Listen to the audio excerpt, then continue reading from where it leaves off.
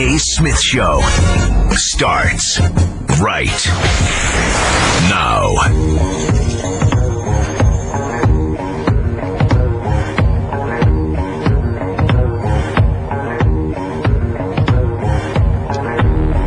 Good afternoon, everybody. Welcome to the latest edition of the Stephen A. Smith Show, coming at you as I love to do every weekday afternoon from 1 p.m. to 3 p.m. Eastern Standard Time over the airwaves of Sirius XM, Mad Dog Sports Radio. The number to call up, as always, is 888 Mad Dog 6. That's 888-623-3646. Cut the damn music. I have an announcement to make, ladies and gentlemen. It's a very, very, very important announcement that I have to make to you right now. Over the airwaves of Sirius XM Mad Dog Sports Radio, I would like to announce that my producer extraordinaire, Jonathan Winthrop, is suspended indefinitely until further notice. Now, you all don't know him, but he is a very, very, very important figure to this show.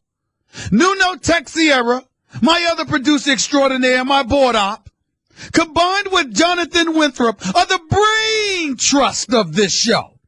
They are the guys that make sure my I's are dotted, my T's are crossed. They are the ones that go out there and get the guests. They are the ones that go out there and make sure that I'm on top of all the news that takes place.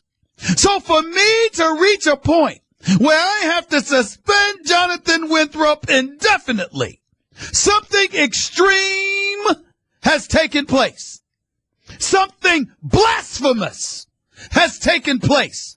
And I'm going to tell you right now what that damn Jonathan Winthrop did. I hope his daddy is someplace listening. I hope his mama is someplace listening. I hope his family members are someplace listening.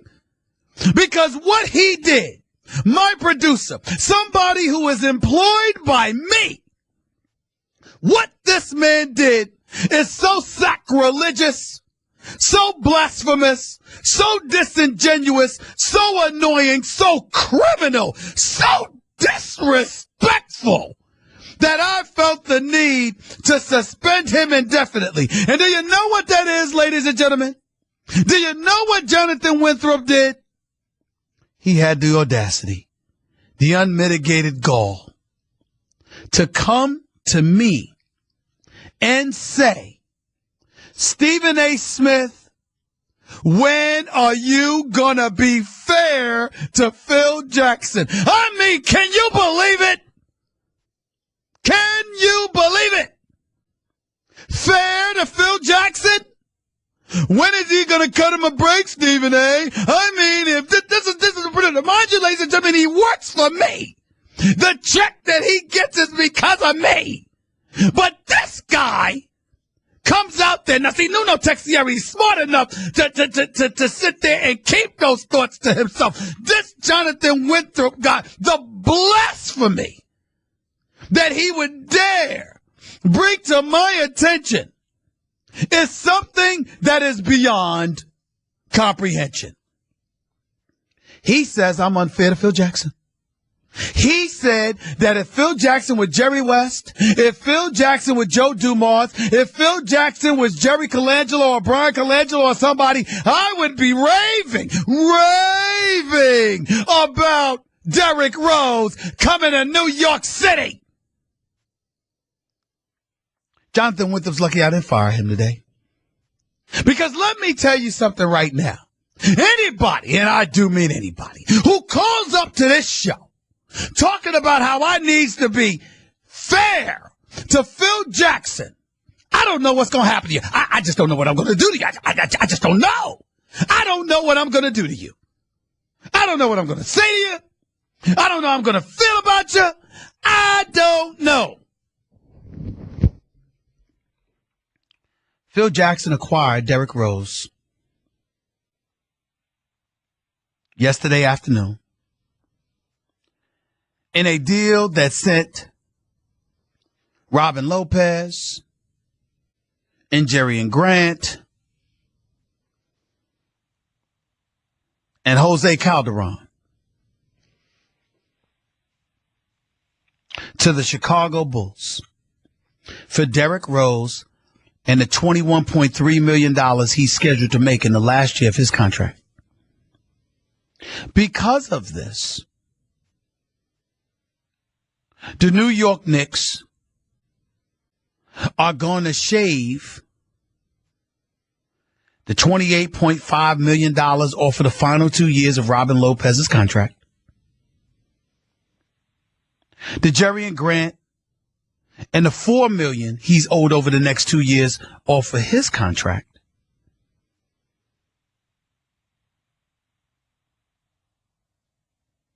And because of that, you're talking about shaving in excess of $32 million in cap space. We won't get into the fact that the New York Knicks pretty much only have about 5 guys under contract. We won't get into that. We won't get into the fact that they still got a roster about 7 spots to fill, and you'll have to pay those people. They don't work for free. We won't get into that. We won't even get into the fact that Derrick Rose, having missed 201 of the last 328 regular season games over the past 4 years, although he played 66 games last year, that Derrick Rose, we won't even get into the fact that he's no longer the Derrick Rose he used to be due to those injuries, that there are question marks about how much does he have in him. And now he's got a lot to prove. We won't even go there. I am willing to concede that Phil Jackson did not do a bad job here. Phil Jackson did a relatively good job. Phil Jackson got Derrick Rose, who's an upgrade at the point guard spot. He is a name. You combine him with Carmelo Anthony and Kristaps Porzingis, you've got the makings of something here, a potential playoff team. I'll concede that. But what everybody is missing, especially this suspended indefinitely producer of mine, Jonathan Winthrop, what everyone's missing is this. That is not the job Phil Jackson was hired for. Phil Jackson, Jonathan Winthrop. Look at me when I'm talking to you. Phil Jackson is being paid about 6 times more than any other executive in the NBA. Phil Jackson is the 11-time championship coach who refuses to coach. Phil Jackson is the guy that had no hesitation, even though to some degree he did have some hesitation, in taking James Dolan's money and presiding over this Knicks franchise. That same Phil Jackson has a mandate to bring a marquee player to Gotham City. Where the hell is he? Did Kevin Durant arrive here? Has LeBron James arrived here? We don't have any of those guys. Is a Russell Westbrook coming? Is a Kyrie Irving coming? Who's coming? Who is it? Because you see, to me, what all of you all are missing is that Phil Jackson is doing the same job that any old executive making $1 million a year could do. Except Phil's getting 12. And it's supposed to be Phil Jackson. Yeah, you got this window of opportunity to build. You could hire a coach who's never coached a day in his life in Derek Fisher. No experience whatsoever. No big deal. You can insist that Kurt Rambis, who's 32-132 record, that's 100 games under 500 as a head coach in this league for the Minnesota Timberwolves over a 2-year period, ladies and gentlemen. You could sit up there and say, hey, you know what? Kurt Rambis could be the coach. You could get away with those things. Why? Because you got a cushion. Who the hell couldn't do the job for the New York Knicks if they didn't know they have a 5-year plan? If they didn't know they didn't have to worry about being booted out the door prior to that? Who the hell couldn't do the job? Forget about how long people have stayed. What kind of period was placed on their job description? How much time did they have? That's what Jonathan Winthrop is missing. That's what the Jonathan Winthrops of the world are missing. You're in Gotham City. You are employed by a billionaire. You got enough cap space. Everybody acts like that's a good thing. Do you know why that's a bad thing? You know when it's a bad thing to have cap space? When there isn't a damn thing you do with it. That's when it's bad. You're Phil Jackson. You've got over $33 million in cap space, and you give us Derrick Rose? I have no problem with Derrick Rose being in New York City. He's an upgrade. He played real good the last half of the season. Still averaged better than 17 points a game. We know he can play, and when healthy, he's got superstar status. But that's not where he's at right now. We're praying he'll last the season. Have you seen them memes or whatever the hell you call it on social media? Derrick Rose laying on the ground in a hotel room, and people joking about that's him packing for New York. He tore his ACL in the process. We don't know whether he made it. People are worried. I'm worried. This all you got, Phil? When is somebody going to hold Phil Jackson accountable for bringing marquee talent to Gotham City? When is Phil Jackson's name going to mean something? Carmelo Anthony doesn't count. He didn't want to leave New York. He was already in a Knicks uniform, and it still cost you $122 million to keep him. Where's the marquee free agent you're bringing in, Phil? That's what I want to know. I don't give 2 cents about second-tier players and all that stuff. They're important. You need them to win basketball games. I will concede that. I will concede that the New York Knicks are looking better and better with Porzingis, with Rose, with Melo. I get that too. What I'm saying is Phil Jackson was brought to New York to recruit marquee free agents to want to come to Gotham City. You got the cap space. You've got the market. You've got the owner with deep pockets. You got Madison Avenue, and you've got an 11-time champion as a head coach who's now your executive. What's the problem, Phil? What's the problem? Inquiring minds would like to know. 888 Mad Dog 6 is always the number to call up. That's 888-623-3646. That is what I'm asking. That is why I'm ticked off that people seem to be giving Phil Jackson a pass. That is why Jonathan Winthrop is suspended indefinitely. That is why, as a Knicks fan here today, it's not a bad day. It just ain't as great as y'all trying to pretend it is. 888 Mad Dog 6 is the number to call up right here on the Stephen A. Smith Show, Sirius XM, Mad Dog Sports Radio. Let's go to Calvin in Chicago. You're live with Stephen A. on Mad Dog. Cal, talk to me, baby. What's up? Hey, what's going on, Stephen A.? First time caller, long time listener, man. I just want to say, I think your Knicks are going to the playoffs. I'm a Bulls fan, but I just turned partially a Knicks fan because I grew up around D. Rose, and I think that a fresh start with a superstar like Carmelo and a developing Porzingis. And I understand your point on Phil Jackson, but Phil Jackson's a little crafty where he might find a few veterans that can kind of compel the skill set of those guys to be able to give them a breather and to be able to proceed. Because, like I said, the Bulls organization, from Paxson to Foreman, I heard you on ESPN 1000 Chicago, but I still think they did a bad job. They don't know how to cultivate talent. Who said they didn't do a bad job? Well, no, you said they did. You did. You did say they did a bad. But I'm just saying, a lot of people like to give them slack, but to me, they got to go because they can't.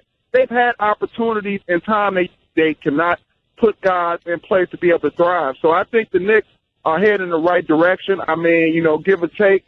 But I think it's just the Bulls just don't know how to run an organization. I'm not saying, hold on. I'm not saying that the Knicks did a bad thing by picking up Derrick Rose. Derrick Rose can play. The only question about Derrick Rose, as far as I'm concerned, is his health and how badly he wants to play. Because let's face reality, he left the door open to be questioned about how his zest for wanting to play. You and I both know that. Having said all of that, he's not the marquee guy that a Phil Jackson should be after. He's Phil Jackson. He's an 11-time champion. Why can't you go out there with all this cap space and get a marquee free agent? How come you can't do that? I agree with you, Stephen. You're right. To me, he's being let off the hook by not doing that, because if you're not doing that, what are you doing that nobody else could do? True. I do see it from that angle. But like I said, I think Derrick Rose having a fresh start. I think he's going to have a lot to prove. And when he's determined and focused, I think him working out with Westbrook consistently, I think he will play with the top-tier guards. But, you know, it just remains to be seen. So let me get this straight. Being in the midst of a $90 million contract ain't enough incentive? Yeah, I agree with that. I agree with that. I mean, without a doubt. Okay. All right, man. But thanks for taking my call. I appreciate it, bro. Thank you so much. Xavier in Connecticut. You're live with Stephen A. on Mad Dog. What's up, man? Stephen A., my man. How you doing? I'm great. Thank you for calling. What's up? Long time listener, second time caller. I'm not usually one to do the I told you so thing. I'm actually just calling up. I don't know if you remember me calling about 6 months ago. I actually called, and it was like when Derrick Rose had one of his ailments where he was out for a couple of games, and I was like, "Yo, this is setting up, for Derrick Rose to be a Knick." And you kind of G'd off on me, and accused me of ruining your day. Yeah, because I was like, "Yo," because how healthy is he? Right, and I agree. I'm saying I just saw this thing setting up 100 miles away. I just saw the whole thing setting up, and this is typical Knicks. And the thing that makes me feel so let me get this straight. I didn't disagree with you. I just said, why are you trying to ruin my day? What does that do for me? Right. Yeah. You didn't necessarily disagree with me. You just weren't really trying to entertain the thought at that point in time. I got you. I feel about the trade, they didn't give up a first-round pick, and they got rid of Calderon. So those are pluses. And they saved about $32 million. And they saved money. But it's another typical Knicks move where they're picking up a player, a named player, past his prime, and or with injury issues, and we're not sure what we're going to get out of that player.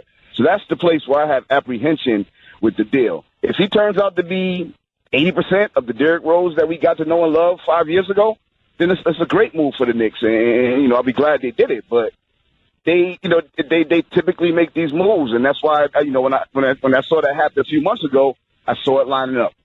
Okay. I got you. Well, my thing is this, man. I'm not letting Phil Jackson off the hook. You being paid $12 million, man. You're Phil Jackson. I need a marquee free agent. That's what you're getting paid for. Otherwise, you're doing the same job anybody else could come along and do. See what I'm saying, Xavier? Yeah, I definitely agree with you, brother. I couldn't pick Porzingis number 4 overall.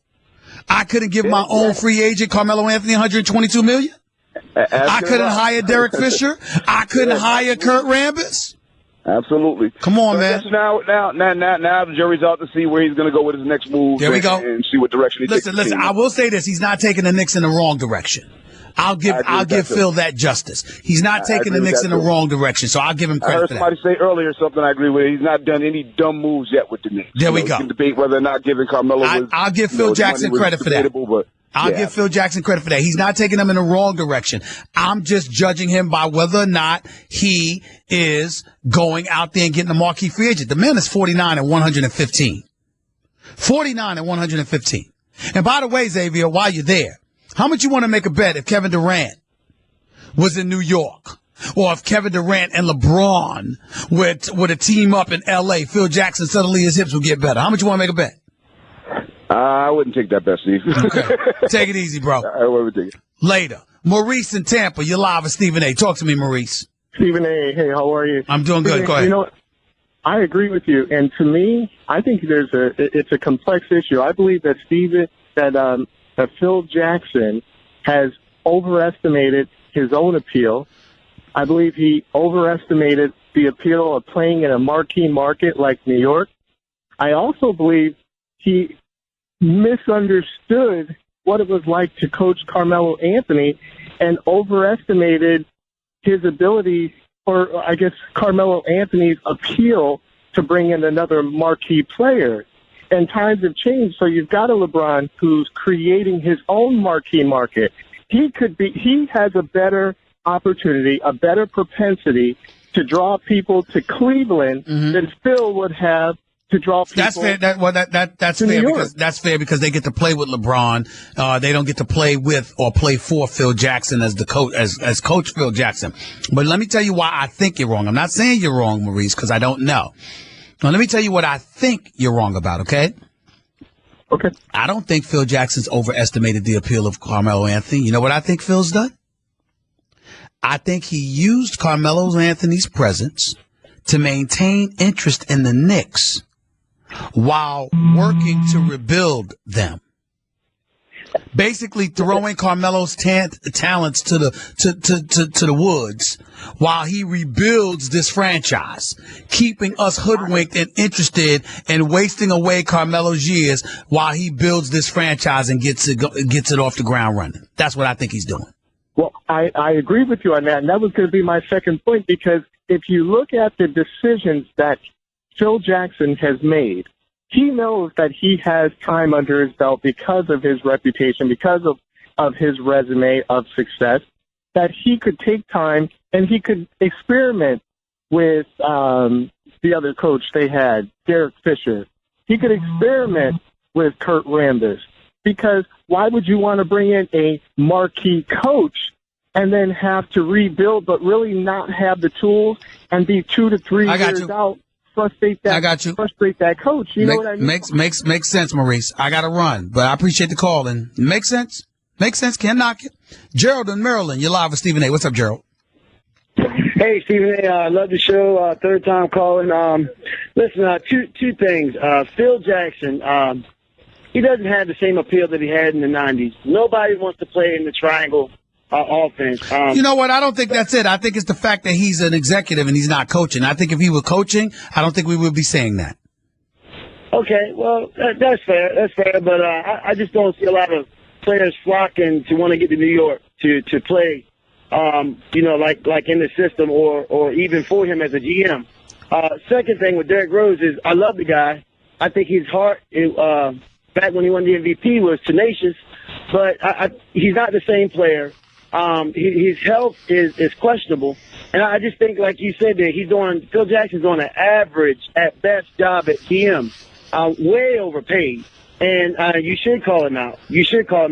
And by the way, I think you're being a little bit too rough on your guest on First Take. This is Gerald from Maryland. Which guest?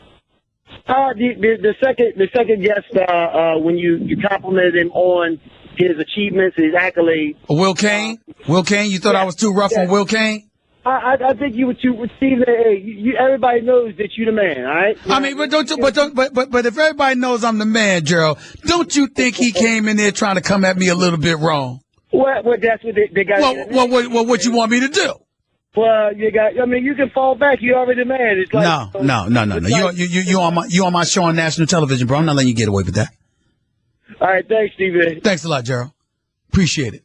888 Mad Dog 6 is always the number to call up. This 888-623-3646. Jay Billis, college basketball analyst extraordinaire, is up next with yours truly. Covering the draft, the NBA draft tonight on ESPN. Make sure you tune in to hear what he has to say. It's Jay Billis with Stephen A. up next on Sirius XM. Mad Dog Sports Radio, Channel 82. Mad Dog Sports Radio.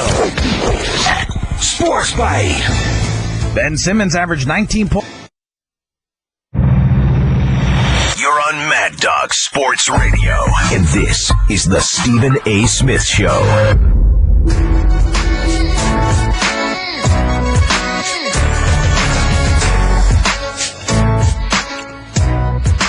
Minutes past hour number one, back in the Stephen A. Smith Show, Sirius XM, Mad Dog Sports Radio. Always an honor and privilege to have my next guest on the line. Unlike Mad Dog Russo, even though I raised my voice, I would never yell at the great Jay Billis. I know better than doing such things.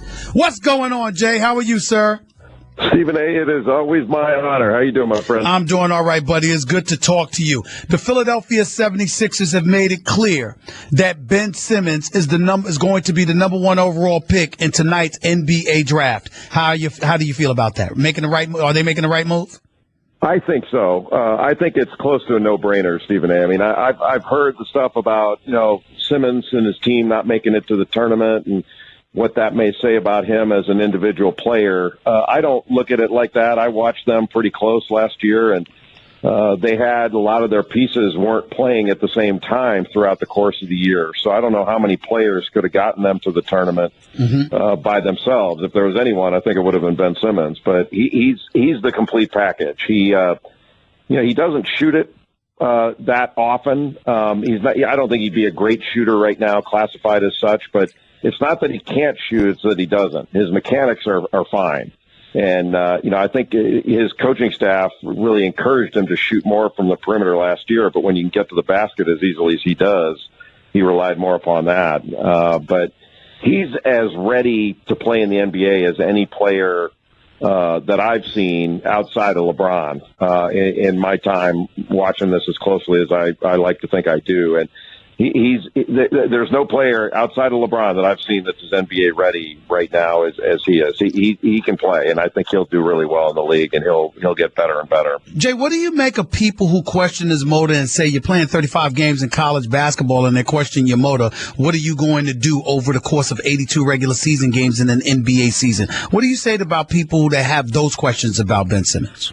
I did not have those questions. I mean, I think that's fine. If that's what they see, that's what they see. But if his productivity reflects a motor that doesn't rev at 100%, guy who averaged 20 a game and 12 rebounds and, 5 assists and 2 steals and close to 2 blocks. I mean, I don't know what more they want him to do, because we haven't seen a guy put up those numbers in college in forever. I mean, his productivity was incredible, really. And so, I think one of the things, Stephen A., is, and you see this a lot, you have guys that have different demeanors, and he's not a demonstrative. His face doesn't show everything that's going on. And, I remember back a million years ago when I was playing in college, people thought that Sam Perkins didn't play hard. I'm like, well, are you kidding? Sam Perkins plays his tail off. He's not going to show it outwardly on his face all the time. And he's got a smoothness to him that maybe some people don't understand. He's from Australia. He's not a loud, demonstrative player. Well, I'll tell you what, you've seen him. That kid is the real thing. If he had a shot, if he shot it right now, we'd still, like before the season, we were saying best all-around prospect since LeBron. And because his team didn't make the tournament, people stopped saying it. But it's still true. He's the best all-around. He's the best all-around prospect I've seen since LeBron. Jay Billis right here with Stephen A., Sirius XM, Mad Dog Sports Radio. Talk to me about the dichotomy that exists, or the divide that exists between him and Brandon Ingram. How close are they? How far apart are they, and why? I don't think it's necessarily a divide as much as it is Ben Simmons is just better. One thing that Brandon Ingram does better than Ben Simmons right now, and I think forever, is he's a better shooter. I mean, that kid can shoot it. He made 83s this year. He's got a wingspan of 7'3". His arms go forever.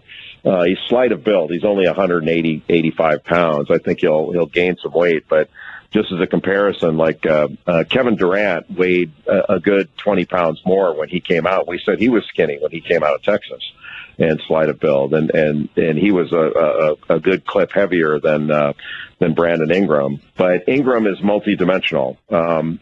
I think Simmons does everything else better except shoot it, but it's not like it's night and day difference. You're talking about two players that are all-star caliber players. And then after that, then you've got a bunch of guys. You got some guys that are going to outperform their projections. Like Jimmy Butler, for example, years ago. Nobody thought Jimmy Butler was going to be Jimmy Butler. So there may be a couple of those. But outside of that, then this draft has several guys that are going to be starters, and then you have guys that have an NBA skill that are going to help teams. But it's not a deep draft of starters and beyond starters. That's kind of the problem with this draft. Jay Billis right here with Stephen A., Sirius XM, Mad Dog Sports Radio. So let's throw Ben Simmons out of the equation. When you talk about Brandon Ingram, is it really no debate whatsoever that he'll be the number 2? Or in your mind, should there be other guys that we haven't thought about in this upcoming NBA draft that should be considered going number 2 by the Los Angeles Lakers?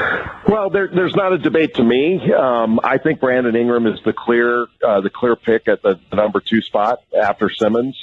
There are other guys that may prove, maybe somebody proves out to be better. Maybe you have kind of like if you go back years ago into the 2003 draft that had LeBron in it.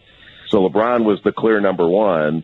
And then you had, Darko that didn't prove out, or Carmelo. Now, would you take Dwayne Wade over Carmelo if you had to do it again? Maybe you probably would. But it's stuff like that. I mean, it may be somebody that proves out to be better. But the way I've got it slotted is as far as players, not need and all that stuff, just best available. I've got it Simmons, Ingram, Chris Dunn of Providence. Then I've got Jamal Murray just because of his ability to shoot it and handle it. Like he's a big time shooter. And then I've got Buddy Hield after that. There are guys like one intriguing player is Marquise Chris out of Washington.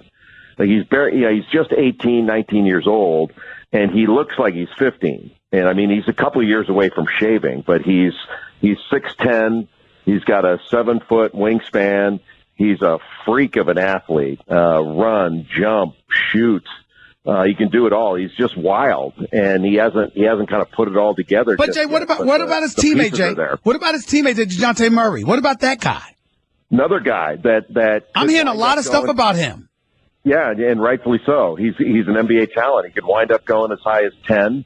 I've got him ranked in the 20s just because he's raw, but he's super athletic. He's 6'5". Another guy that can play in transition. I mean, he's a legit NBA talent. He turns it over a little bit too much. He's a little bit inconsistent as a shooter. But both those guys, you give them a little bit of time, we could look back and say, what were we thinking? I mean, those guys they fit the suit. They should have been higher.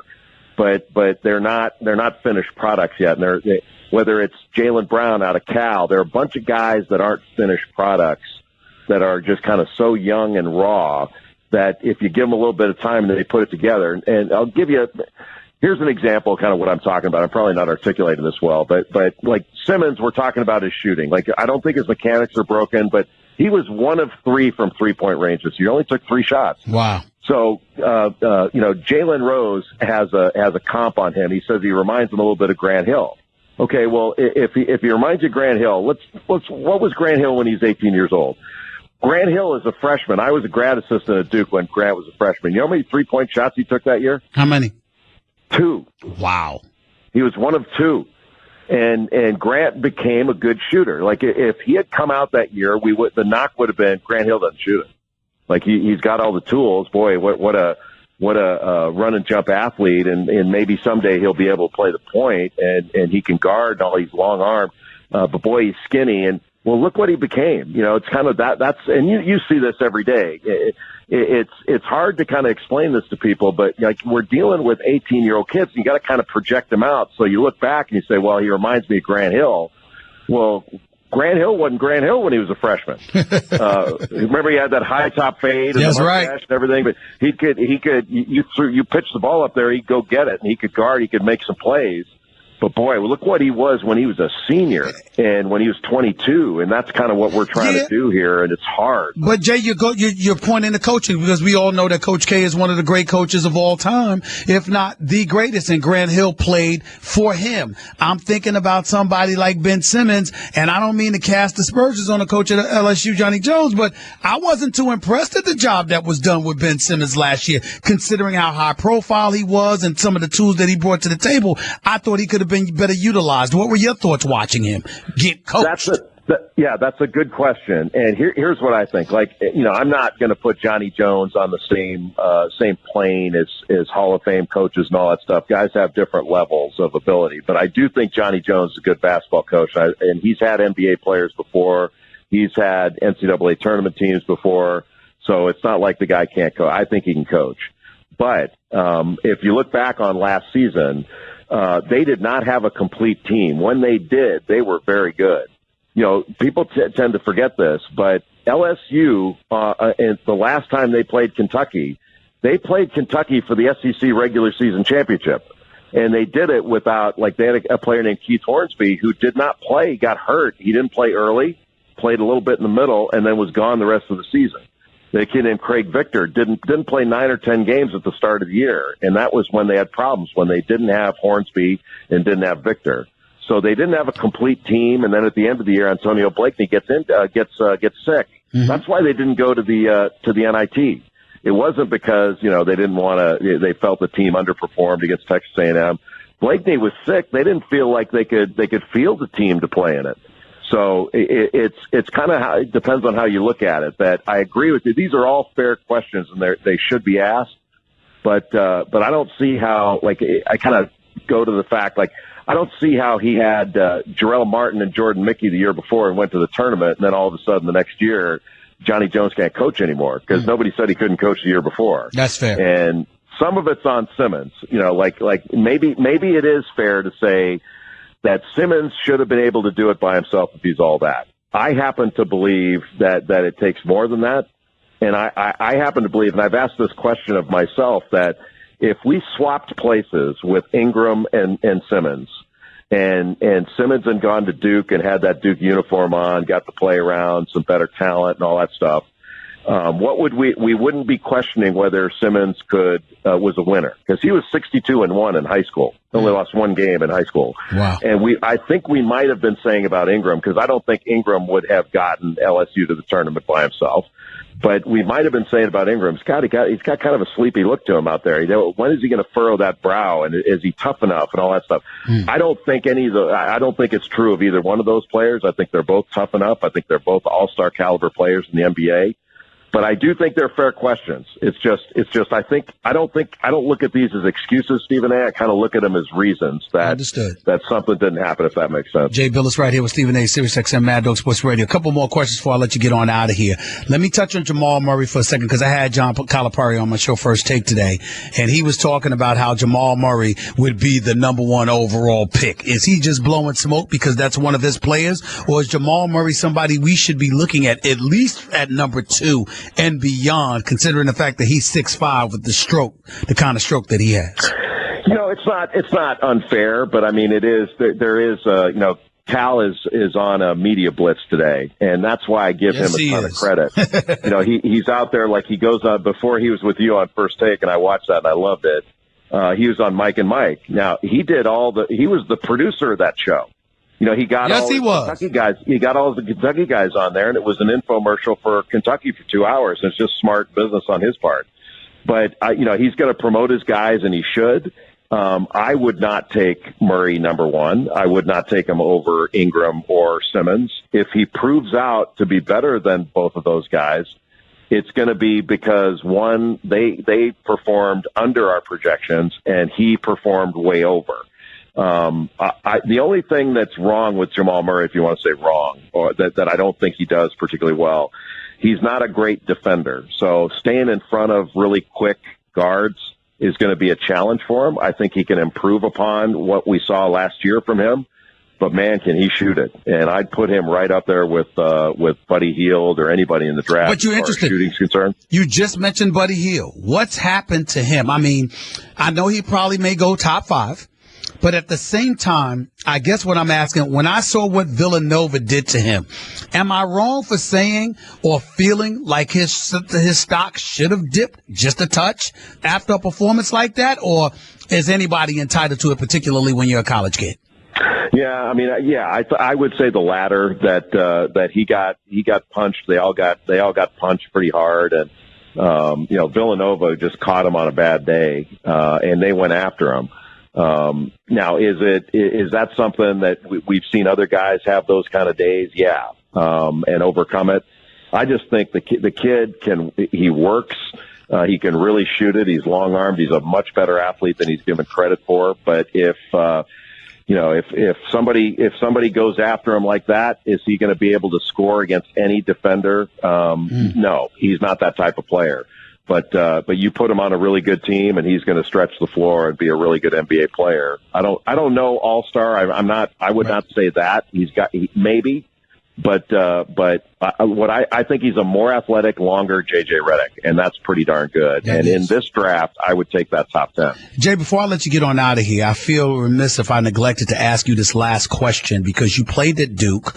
Nobody knows college basketball better as far as I'm concerned. And more importantly, I got so much respect for you, I'm willing to change my mind if you compel me to do so, Jay Billis. I think about Coach K coaching Team USA, and I brought this up to John Calipari this morning. I'm sure you were watching. I'm thinking about Coach K coaching Team USA over and over and over again, and what a decided advantage that gives him over most. I know he deserves it based on his coaching credentials. I'm not refuting that. I'm just wondering, how fair is that in your mind to other college coaches that he has such an advantage? Yeah, that's a good question. I've thought about that a lot. And at first I was saying I didn't think it was an unfair advantage. And I still don't believe it is. I mean, I've kind of loosened up on the idea that, yeah, it is a selling point that, with all this USA basketball stuff, a kid may look at that and think, geez, I'd love to have that as part of my future. I think the difference was if this were like the old days back in the 80s where, Bob Knight coached the 84 Olympic team and it was all college players that were about to be pros, I think it was a little bit different. But now you got to be an NBA superstar to make that team. So it's not like it's just you play at Duke and all of a sudden you're going to be in the mix to be on the team. I don't think that's that big of a deal. I do think it gives him a glow that he has, an additional glow. But, Cal coached the Dominican team, or which team did he coach? The Dominican team? Yes, he did. It was Dominican. All these guys are available to do it. And it's kind of like somebody would say, well, wait a minute. Calipari went over to the Bahamas 2 summers ago, and ESPN put every one of their games on TV. That's an advantage. Or they have their NBA Combine that they do. That's an advantage. It's kind of like, we're like, you know what? Everybody's got their selling points, and it certainly hasn't hurt Kentucky's recruiting. It doesn't seem to have hurt anybody else's. It may be an additional selling point, but I don't know that it's really that big of a deal. Because the answer is, if we want to stop it, we've got to ban it. And I'm not sure that the NCAA, in college basketball needs to start banning more things, especially given how well USA basketball has done. And I think overall it's been a good thing for the game. And the fact that it's been a good thing for Coach K and Duke is, I don't know whether that's important enough to stop it. Totally understand. Jay Billis, always appreciate you, buddy. I'll be watching you tonight on the draft. Thank you so much for coming on. Great to be with you, my friend. Thank you. All right, buddy. The one and only Jay Billis right here with Stephen A. Sirius XM Mad Dog Sports Radio. I'm just telling you, the man is just highly intelligent, incredibly fair, exceptionally knowledgeable, and he just showed you right there, that interview. He just makes good points every time he opens his mouth. It's just that simple. Love talking to my man Jay Billis. Love talking to him. Watch him tonight on the NBA Draft, ESPN. Don't miss it. He'll be with my man Jay Williams. No, I love me Jason J2 and Reese Davis, one of the best hosts you could ever find. And, of course, Jalen Rose, along with Mike Wilbon as well. So all of that's going on. Make sure you check them out on the NBA Draft tonight for ESPN. Let's go back to the phones. Let's go to Isaac in Maryland. You're live with Stephen A. What's up, Isaac?